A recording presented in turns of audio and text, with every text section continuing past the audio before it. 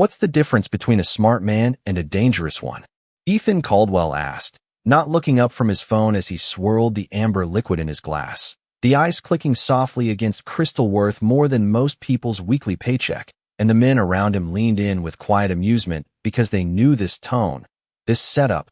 This was how Ethan entertained himself on slow nights, not with music or conversation, but with people, especially the kind who didn't belong in rooms like this. And tonight, that person was Clara Bennett, standing still, in a simple black and white uniform, order pad in hand, her posture straight but unassuming, the kind of presence that disappeared if you weren't paying attention, which was exactly why Ethan chose her, because she looked easy, because she looked quiet, because she looked like she wouldn't push back. Answer that, he added, finally glancing up, eyes sharp, calculating, and I'll tip you $10,000. A few of his colleagues chuckled under their breath, one even shaking his head as if to say here we go again. But Clara didn't react the way they expected. She didn't blush, didn't stutter, didn't laugh nervously. She simply looked at him, really looked this time, as if measuring something far beyond the question itself, her eyes flicking briefly to the tablet resting beside his hand, numbers glowing faintly on the screen, quarterly projections, market assumptions, a model mid-analysis. And something in her expression shifted, subtle, almost invisible, like a lock quietly. Clicking open. Do you want the correct answer? She asked softly, her voice calm, steady, almost too quiet for a room that suddenly felt louder with expectation, or the honest one. The table went still for a fraction of a second, just enough for Ethan's smile to sharpen, intrigued now, because no one ever challenged the frame of his question, they just tried to impress him within it. Aren't they the same? He replied, leaning back, confident, relaxed, completely unaware that the game had already changed. Clara tilted her head slightly, a small movement, almost thoughtful. Not if the question is wrong, she said.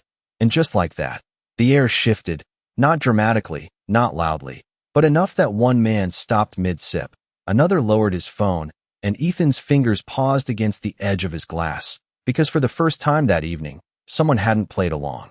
Someone had stepped outside the rules he thought he controlled, and somewhere between the soft clink of melting ice and the low hum of distant conversation, something invisible began to crack, though no one at that table could quite explain why Clara did not rush her answer.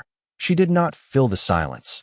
She let it stretch just long enough for discomfort to settle in the edges of the room, and Ethan noticed it, not the silence itself, but the way it shifted control, the way his table, his space, his game, no longer felt entirely his. Then fix it, he said, a faint edge in his voice now, still confident, but watching her more carefully, measuring her in a way he had not needed to measure anyone in a long time.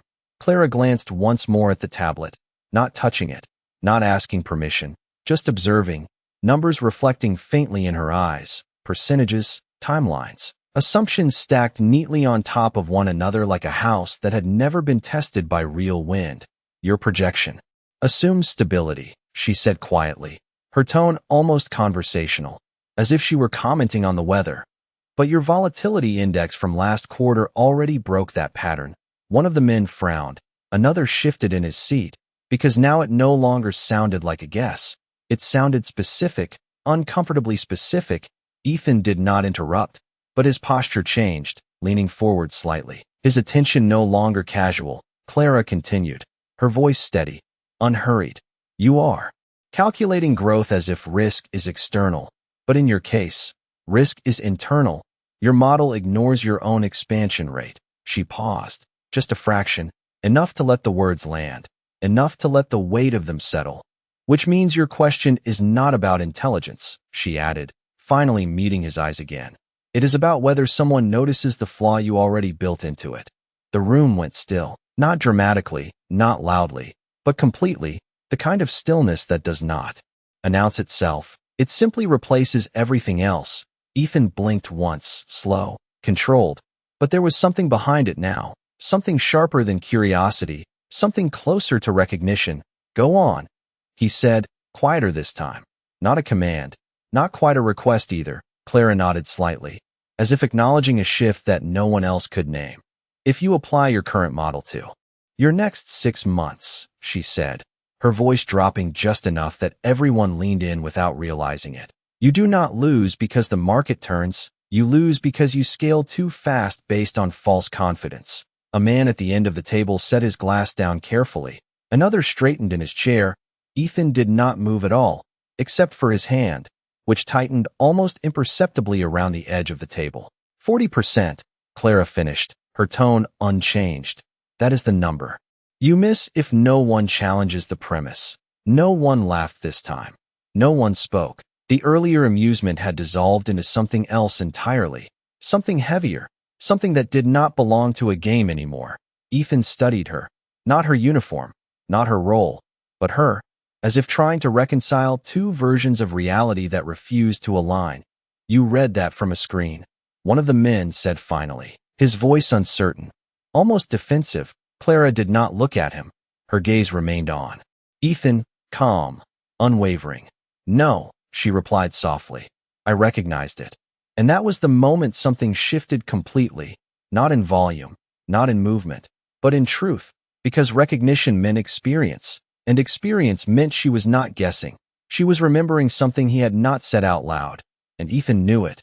He knew it in the way his silence deepened, in the way his confidence did not disappear but changed shape, becoming something quieter, something more careful. Who are you? He asked, not loudly, not sharply, but with a question that finally carried weight. And for the first time that night, it was not a test. It was real. Clara did not answer immediately, and that silence felt different now, not uncertain, not hesitant, but deliberate, as if she understood exactly how much space her words occupied in the room. She adjusted the edge of the check presenter in her hand, aligning it with the table without looking down, a small, precise movement that somehow carried more control than anything said so far. I am the person who noticed, she replied quietly, her voice calm, almost weightless, yet it landed heavier than anything before it. Ethan's gaze did not leave her, his expression unreadable now, no trace of the earlier amusement, no hint of the casual arrogance he had walked in with, only focus, sharp and contained, like someone recalculating in real time. That is not an answer, he said, but there was no edge to it, no attempt to regain dominance, just a statement, and that alone shifted everything again. Clara gave a small nod, acknowledging the truth in his words without conceding anything. No, she said softly. It is the only one that matters. One of the men at the table shifted uncomfortably, glancing between them as if trying to reattach himself to a conversation he no longer understood. Another cleared his throat but said nothing, because whatever this had become, it was no longer meant for the group. It had narrowed, focused, reduced to something almost private in the middle of a public room. Ethan leaned back slowly, exhaling through his nose, his fingers tapping once against the glass before going still again. Singapore, he said, almost to himself. The word hanging there like a key turned halfway in a lock. Clara did not react outwardly, but her eyes held steady, and that was enough, because Ethan saw it. The confirmation not in what she said, but in what she did not deny. That model was never public. He continued, his voice lower now, measured, each word chosen with care. Only 3 people had access to those projections. The room seemed to shrink around them, not physically, but perceptually, as if everything outside their exchange had faded into background noise. Clara tilted her head slightly, the faintest hint of something unreadable in her expression, not pride, not defiance, something quieter, something closer to acceptance. Then maybe you should ask better questions, she said. And this time, no one mistook it for a suggestion. Ethan's jaw tightened just enough to be visible. Not anger, not exactly, but the recognition of being seen in a way he had not chosen, in a way he could not control. He studied her again, longer this time, as if searching for the missing piece that would make her fit into a category he understood.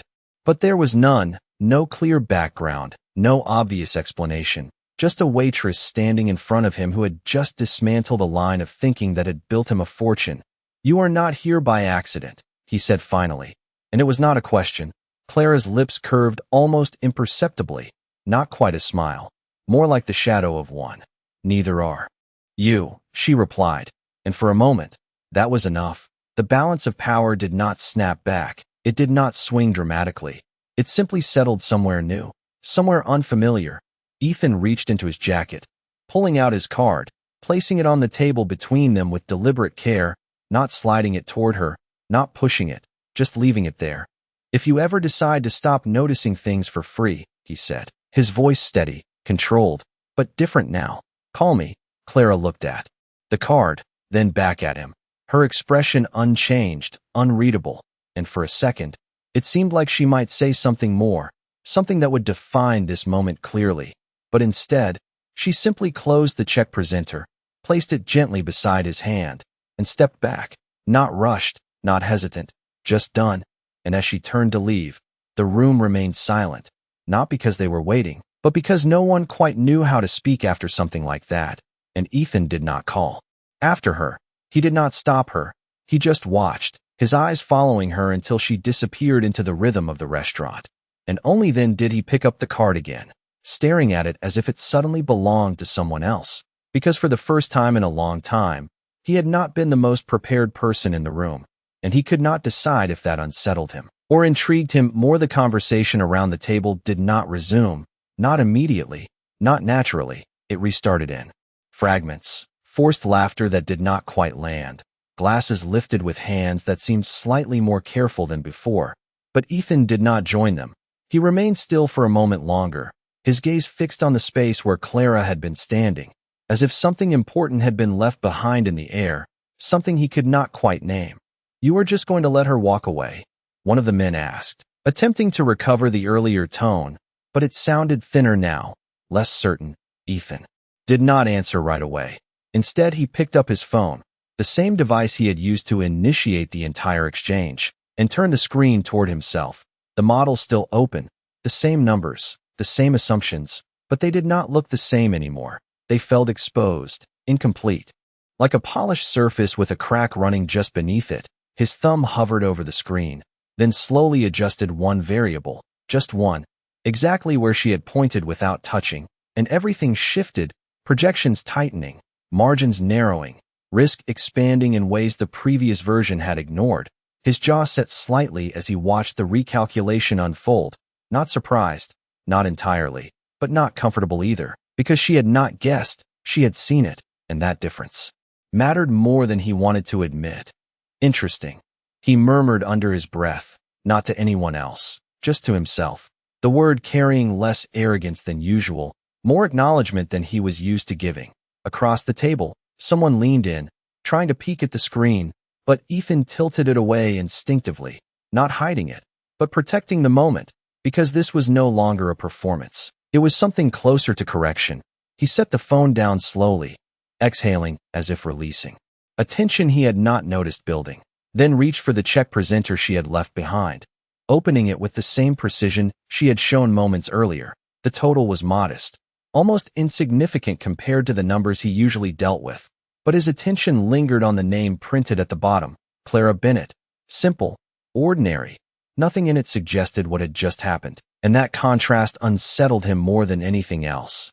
"I want everything on her," he said quietly, not looking up, and this time, no one laughed, no one made a comment, because the tone was different, not curiosity, not amusement, but intent.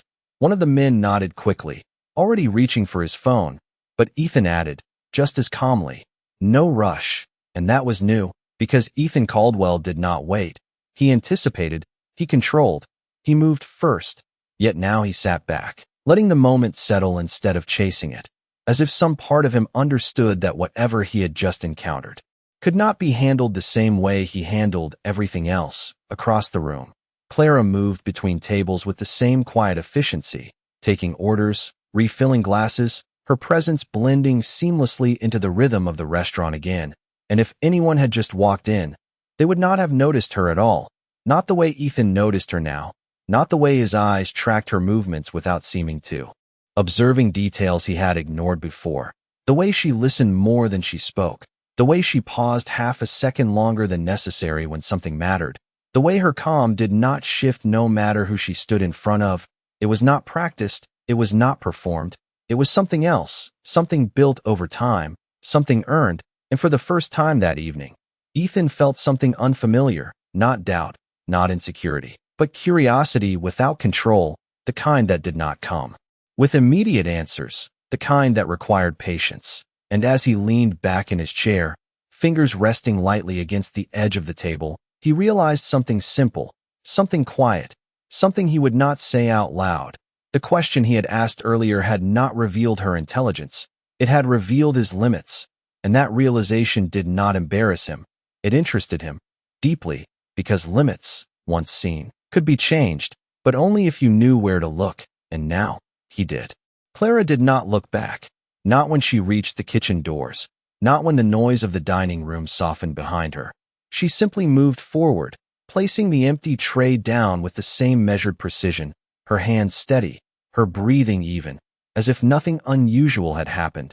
But inside, something had shifted, not dramatically, not emotionally, just a quiet awareness that a line had been crossed, and there was no stepping back from it.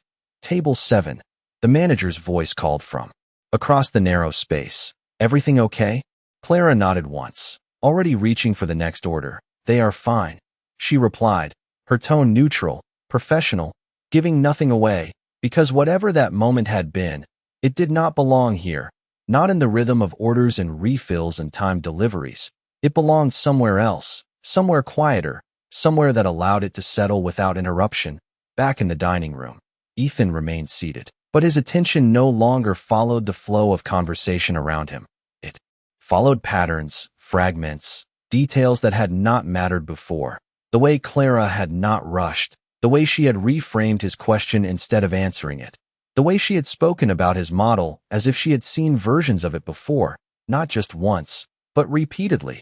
And that was the part he could not ignore, because intelligence could be accidental, but recognition never was. You are overthinking this, one of the men said lightly, attempting to pull him back into the familiar dynamic. But Ethan did not respond, not immediately, his fingers resting against the table, tapping once, then stopping, a habit he had trained himself out of years ago, now returning without permission, because this was different.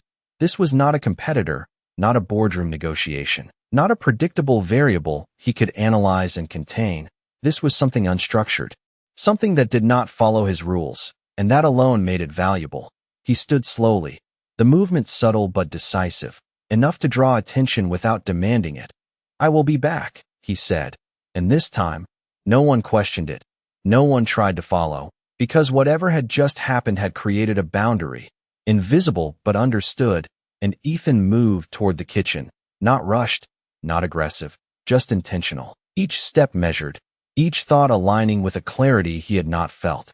Earlier that evening, as he reached the doors, he paused for a fraction of a second, not out of hesitation, but out of awareness, because crossing into that space meant leaving behind the role he had played all night, the one where he controlled the narrative, and stepping into something else entirely.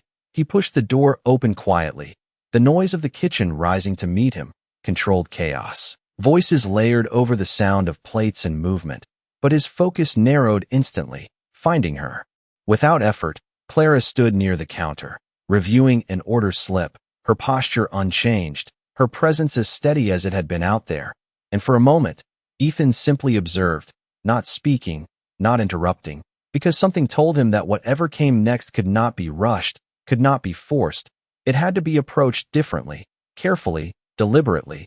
Clara, he said finally, his voice low enough to cut through the noise without adding to it. She looked up, not surprised, not startled, just aware, as if she had expected this, or at least understood the possibility of it. Their eyes met again.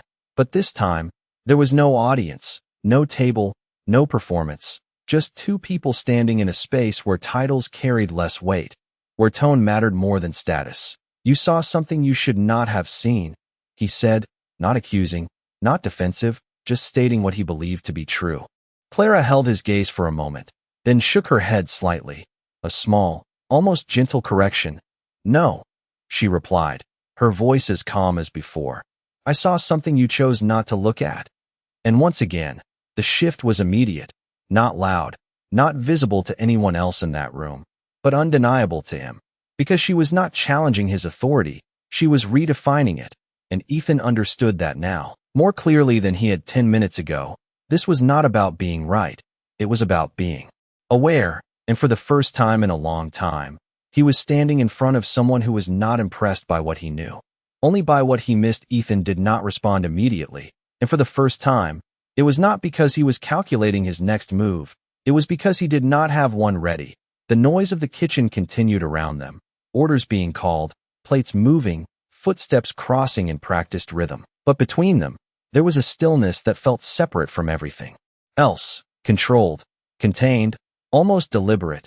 That is a bold statement, he said finally, his voice quieter now, stripped of the edge it carried earlier, not defensive, not dismissive, just acknowledging the weight of what she had said. Clara did not react to the word bold. She simply held his gaze for a moment longer before returning her attention to the order slip in her hand, not dismissing him, not avoiding him, just continuing her work as if the conversation could exist without interrupting her role, and somehow, that made him step closer instead of away. "You are assuming I missed it," he continued, his tone steady, measured, regaining structure, something familiar, something he could stand on. "I am saying you chose not to see it," Clara replied, her voice calm, almost soft, but precise, each word placed exactly where it needed to be. She set the slip down, aligning it with the others, then looked back at him. "There is a difference." Ethan's jaw tightened slightly, not from irritation, but from recognition, because he understood that distinction more than most people. The difference between not knowing and not looking was the difference between ignorance and strategy, and he had built his career on knowing when to do both. "Why would I ignore a flaw that costs me 40%? He asked. And this time, it was a real question, not a test, not a setup, just a gap he wanted filled. Clara studied him for a moment, not his suit, not his watch, but his eyes, as if weighing whether the answer would matter to him. Then she spoke. "Because it has not cost you yet," she said simply, the words landing without force, but with clarity that cut deeper than any argument. "Your past success has been absorbing the risk, making it look like the model works," she continued, her tone steady, unhurried. "So you trust the outcome more than the structure." Ethan exhaled slowly, his gaze dropping for a fraction of a second before returning to her, because that was not just observation, that was pattern recognition, the kind that came from seeing the same mistake play out in different forms. "And when the outcome changes," he said quietly, almost finishing the thought himself. Clara gave a small nod. "Then the structure is exposed," she finished, the two halves of the same realization, meeting in the space between them. And for a moment, neither of them spoke, not because there was nothing to say, but because everything that mattered had already been said. Ethan shifted his weight slightly, the movement subtle, controlled, but different from before, less about presence, more about balance. "You speak like someone who has seen this before," he said, and there was no accusation in it, only curiosity, deeper now, more focused. Clara's expression did not change, but something in her eyes softened, not emotionally, but in recognition of the direction the conversation had taken. "I have," she replied. Simple, direct, no elaboration. Ethan watched her carefully, waiting, but she did not continue. She did not fill the silence. She let it sit, and that told him more than any explanation would have, because people who needed to prove something always added more, always justified, always explained, and she did none of that. She gave him exactly what was necessary, and nothing beyond it. "Then why are you here?" he asked, the question quiet, almost personal now, no longer about models or projections, but about her, about the gap between what she clearly knew and where she had chosen to stand. Clara glanced briefly toward the dining room, where the soft hum of conversation continued, then back at him, her expression steady, grounded, because being right is not always the same as being needed, she said, and for the second time that night, Ethan found himself without an immediate response, not because he disagreed, but because he understood exactly what she meant, and that understanding carried weight he was not used to feeling in places like this, places where everything was usually clear, defined, controlled, but this was not clear, it was not defined, and for once, he did not try to fix that. He simply stood there, considering, aware, that whatever this was, it was not over, not yet, and perhaps not something that could be resolved as quickly as it had begun. Ethan did not move right away, her words settling into something deeper than a simple answer, because they did not challenge his intelligence, They challenged his assumptions, and that was far more difficult to dismiss. The kitchen noise continued around them, but it no longer distracted him. It framed the moment instead, grounding it, making it real. Not needed, he repeated quietly, as if testing the weight of the phrase. Clara did not correct him. She simply reached for another plate, adjusting its position on the counter with the same precision she applied to everything else. Her movements steady, unaffected, and that calm, that consistency, made him realize something he had missed before. She was not reacting to him. She was operating independently of him, and that shifted the dynamic again, subtly but completely. "You could be sitting at my table," he said, not as an offer this time, not as a test, but as a statement of fact, his tone even, controlled. "You could be building the models instead of pointing out their flaws." Clara paused for just a fraction of a second, not enough for anyone else to notice, but enough for him to see. Then she continued her movement, placing the plate exactly where it belonged before looking back at him. "And then I would be responsible for them," she said simply, her voice calm. Without hesitation, Ethan's brow tightened slightly, not in confusion, but in thought, because responsibility was not something he avoided. It was something he controlled, something he expanded into, something he measured in outcomes and results. "That is how it works," he replied, his tone steady, almost instinctive. Clara shook her head gently, not dismissing him, but refining the idea. "That is how it looks," she said, the distinction small, but deliberate. "Responsibility is not just about building something that works," she continued, her voice low, even. "It is about knowing when it stops working and being willing to say it before it breaks everything else." Ethan held her gaze, the words settling into a place he did not often examine, because in his world, things did not break without warning. They were managed, predicted, controlled, but she was describing something different, something quieter, something that required a kind of awareness that did not come from data alone. "And you think I would not do that?" he said, not defensive, but direct. Clara did not answer immediately. She let the question sit for a moment, then stepped slightly closer, not invading his space, but closing the distance just enough to change the tone of the exchange. "I think you have not had to yet," she said, and there was no judgment in it, no accusation, just clarity, and that made it harder to reject, because it did not attack him. It reflected him. Ethan exhaled slowly, his posture shifting again, not weaker, not uncertain, but more grounded, as if something had been recalibrated internally. "So you stay here," he said, glancing briefly toward the dining room, then back at her. "Serving tables, watching from the outside." Clara followed his glance for a second, then returned her attention to him, her expression unchanged, steady. "I stay where I can see clearly," she replied, and this time, the words did not just land, they lingered, because clarity was something Ethan valued, something he believed he already possessed. Yet in that moment, he could not ignore the possibility that hers was different, shaped by distance instead of control, by observation instead of assumption, and that difference, subtle as it was, had just revealed something his own perspective had missed. He reached into his pocket again, not for his card this time, but for his phone, unlocking it with a single motion before holding it out, not pushing it toward her, just offering the screen, the model still open, the adjusted variables visible. "Then look again," he said, his voice quiet, steady. "Tell me what I still do not see." And for the first time since he had entered that kitchen, the control he was used to holding so tightly shifted fully into something else, not lost, not given away, but shared. And whether he realized it or not, that was the real question he had been asking all along. Clara did not take the phone right away. She looked at it, then at him, measuring something that had nothing to do with the numbers on the screen, because this was no longer about the model. It was about intention, about whether he was asking to understand or asking to confirm. And there was a difference, a quiet one, but decisive.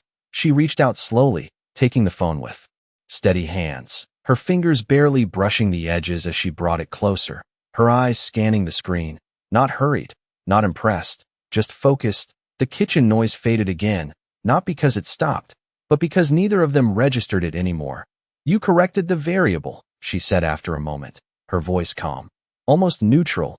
Ethan nodded once, watching her carefully.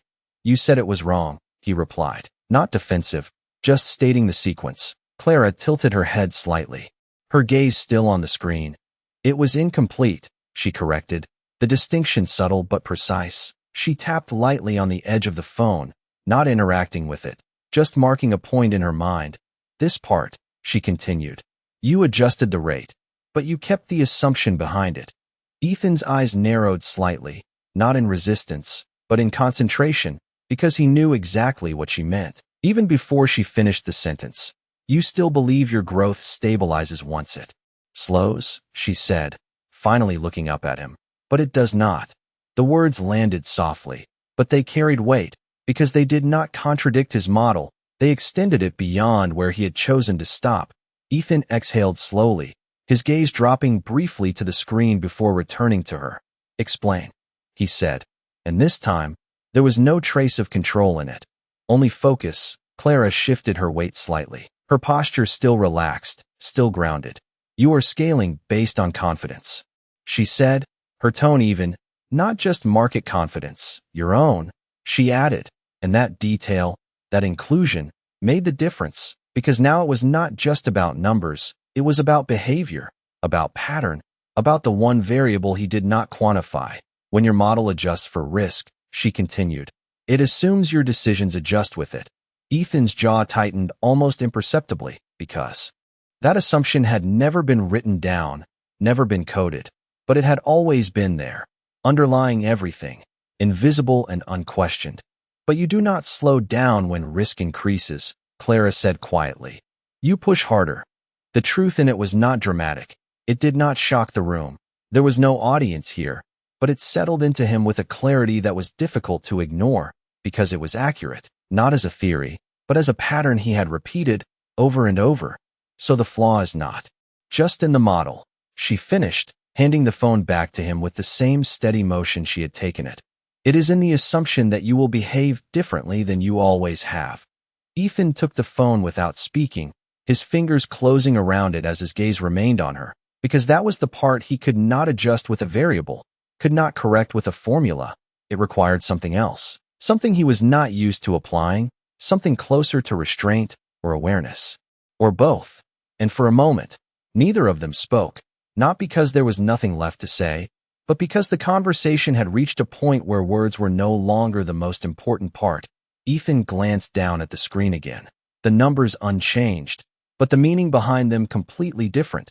Then back at Clara, his expression steady, but no longer certain in the way it had been before. And you see all of that from one look, he said quietly, not doubting, not challenging, just acknowledging the scope of what she had just done. Clara gave a small shake of her head, her expression calm, almost reflective. No, she replied softly. I see it because I have made the same mistake. And that was the moment the dynamic shifted one final time, because it was no longer about her being above him or outside his world. It was about shared understanding, about experience that crossed the line between roles. And in that quiet space, surrounded by noise that no longer mattered, Ethan realized something simple, something he had not considered before. The most valuable insight he had received that night had not come from someone trying to impress him. It had come from someone who understood exactly what it cost to be wrong, and chose to say it anyway. For a moment, Ethan said nothing, not because he lacked words, but because anything he could say would reduce what had just been understood, and that felt like a loss he was not willing to accept. The phone remained in his hand, but his grip had loosened, as if the numbers on the screen no longer demanded the same urgency they had just minutes ago.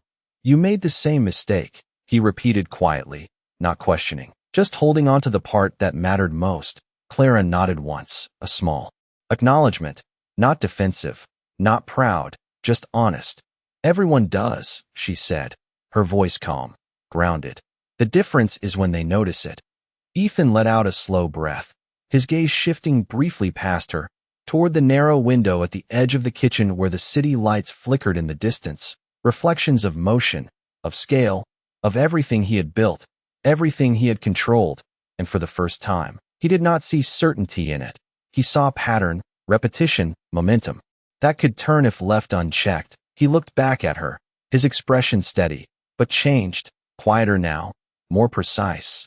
And you noticed, he said, Clara gave the slightest shake of her head, almost imperceptible. I learned to, she replied, and that distinction mattered, because learning implied cost, implied failure, implied something earned rather than given, and Ethan understood that language better than most. He stepped back half a pace, not retreating, just creating space, as if the conversation itself needed room to settle into something more permanent. Come work for me, he said. The words simple, direct, but without the weight of expectation they might have carried earlier. No promise of money, no display of power, just an offer. Clara met his gaze, her expression unchanged, calm, steady, as if she had already considered this outcome before he spoke it. No, she said, and there was no hesitation, no apology, just clarity.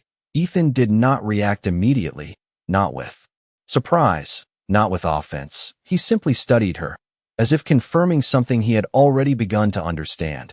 Because you do not need it, he said, not as a challenge, but as a recognition. Clara shook her head slightly, the faintest movement. Because you are not ready for it, she replied, and the words did not land as rejection. They landed as timing, as truth placed exactly where it belonged. Ethan absorbed that without resistance, without the instinct to push back, because somewhere between the question he had asked at the table and the silence that had followed, something fundamental had shifted. He was no longer trying to prove anything. He was trying to understand it.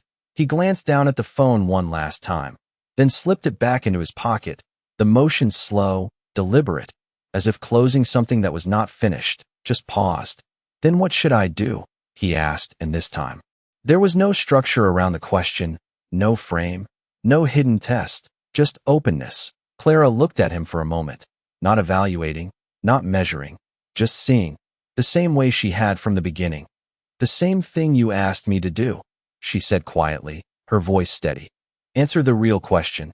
Ethan held her gaze, the meaning settling in, not all at once, but enough. Enough to recognize that the real question had never been about intelligence, or models, or projections. It had been about awareness, about what he chose to see and what he chose to ignore.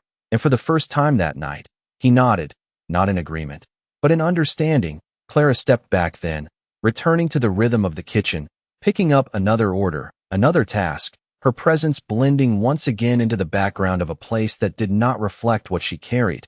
And Ethan did not stop her. He did not follow. He simply stood there for a moment longer, the noise of the room returning around him. But different now, less sharp, less demanding, as if something inside him had quieted. And when he finally turned to leave, pushing the door open and stepping back into the dining room, the table, the conversation, the world he knew was still there, unchanged on the surface, but he was not. And as he walked past the place where Clara had stood, he realized something simple, something that did not need to be said out loud. The smartest answer had not made the room silent. It had changed the way he listened, and that was something no model could measure.